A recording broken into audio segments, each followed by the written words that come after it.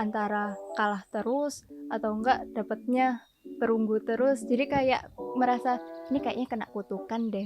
Jadi ngerasa kayak mending nggak usah dilanjutin aja deh. Ini benar-benar melelahkan. Tapi saya kemudian dibilangin sama orang tua saya kayak sayang banget kalau misalnya ini mau diberhentiin. Jadi ya lanjut. Oke, kena kutukan kok bisa waktu itu mikir kena kutukan apa coba? Apa pernah ada berbuat kesalahan atau apa kayak gimana sampai akhirnya mikir kayak gitu? Soalnya itu kebetulan ya, entah ini pengaruh sosmed atau gimana. Iya. Tapi emang ada atlet-atlet yang cerita di sosmed itu kayak ngerasa aku kena kutukan perunggu. Jadi dia itu sama perlombaan itu dapatnya perunggu gitu.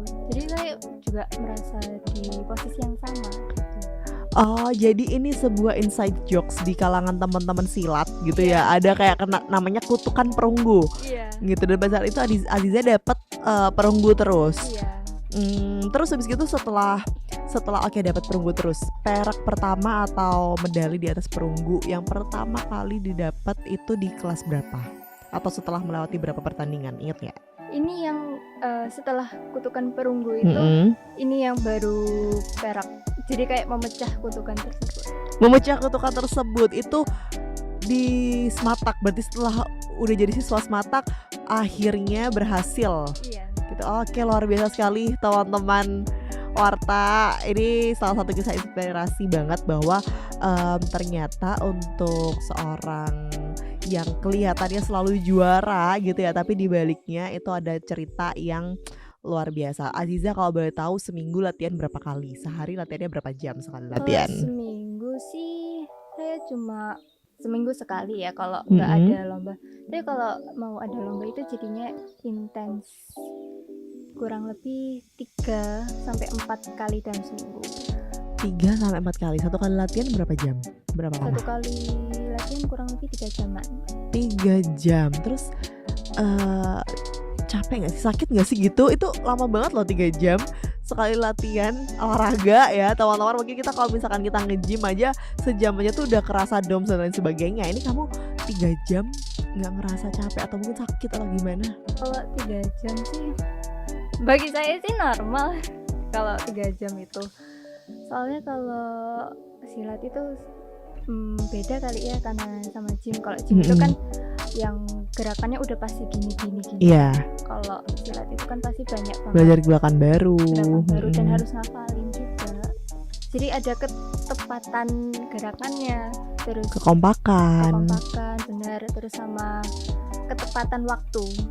Oh, ada waktunya juga. Jadi misalnya kalau beragu ini kan harus 3 menit pas. Iya. Kalau kelebihan beberapa detik itu pengurangan poin biasanya.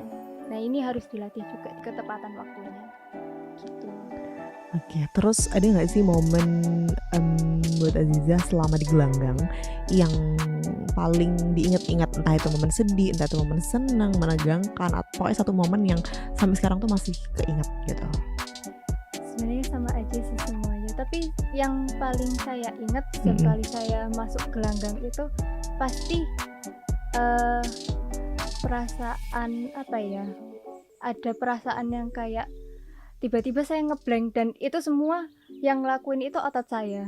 Jadi saya itu gak mengingat apapun. Jadi yang saya lakukan itu cuma gerak, dan gerak pun itu karena otot saya yang melakukan, bukan karena otak saya yang menjalankan gitu. Itu. Oh, I see. Ini fenomena menarik ya teman Warta. Jadi ternyata nggak semua atlet yang ketika kita naik ke atas gelanggang ya udah siap maju ke gelanggang itu mereka mengingat-ingat gerakannya dengan baik gitu ya. Tapi ini berarti muscle memory bukan sih? Iya, muscle memory ya. Dan itu cuman bisa didapat dengan latihan rutin terus-menerus. Iya benar. Mungkin kalau orang lain sih mungkin beda ya. Kalau kebetulan mungkin karena saya kinestetik yang kemudian menghafal gerakan gitu, jadinya lebih ke arah muscle memory. Oh gitu, berarti memang Aziza ini udah sempat mencari tahu tentang diri sendiri, yaitu emang lebih dominan di kinestetik. Iya.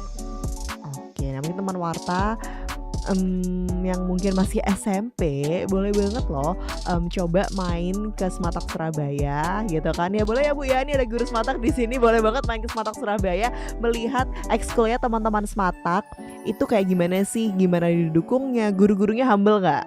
Benar, humble. Humble ya, humble banget. Terus bahkan Aziza kesini juga dianterin sama guru di Sematak Surabaya juga, sangat didukung, diapresiasi. Jadi untuk teman-teman yang mungkin masih bingung kira-kira minat bakatku ini di mana, apakah di akademik, apakah di non akademik, dan apakah di Sematak Surabaya ini juga sangat didukung untuk berprestasi dan lain sebagainya, itu boleh banget coba main ke Sematak Surabaya gitu. Kalau misalkan teman-teman Warta pengen kenal Azizah lebih dalam, kira-kira menghubunginya di Instagram atau di mana sih? Kalau Instagram bisa @zizcake, tulisannya kayak cheesecake tapi yang C awalnya diganti Z. Oke, ntar kita tulis deh ya, ntar kirim ke editornya DM Warta ya, boleh ya. Instagramnya @zizcake. Dan kalau misalnya teman-teman Warta tertarik pengen tanya-tanya tentang dunia silat ke Kak Aziza, boleh banget ya. Oke, berarti sekarang udah tahun kelima ya, tahun kelima Aziza menggeluti dunia silat, bener? Insya Allah ya, tahun kelima. Tahun kelima. Iya. Oke, boleh dong pesan untuk teman-teman Warta yang masih berjuang di dunianya, entah dia di dunia silat atau udah menemukan passionnya. Apalagi Aziza sekarang juga harus membagi waktu antara sekolah dan latihan. Itu boleh nggak kasih motivasi untuk teman-teman? Kalau motivasi mungkin kayak semuanya itu dilakuin buat yang atas saja. Jadi semuanya dimotivasikan buat Allah Subhanahu wa Ta'ala. Jadi kayak semoga apa yang kita lakukan sekarang itu bisa menjadi amal ibadah yang baik, dan kalau pakai ingat agama itu jadinya insya Allah nggak capek-capek banget. Jadi Aziza emang sama orang tua dari kecil udah dilatih bahwa apapun yang kita lakukan itu nggak lepas dari kuasa Allah gitu ya. Berarti selama pertandingan, mau itu jam berapapun, mau kondisi di venue pertandingan di lokasi itu ramai dan sebagainya, Aziza tetap nyempetin untuk sholat. Iya. Pasti ya. Oke. Terima kasih banyak Aziza sudah datang ke podcast kali ini, berbagi cerita banyak hal.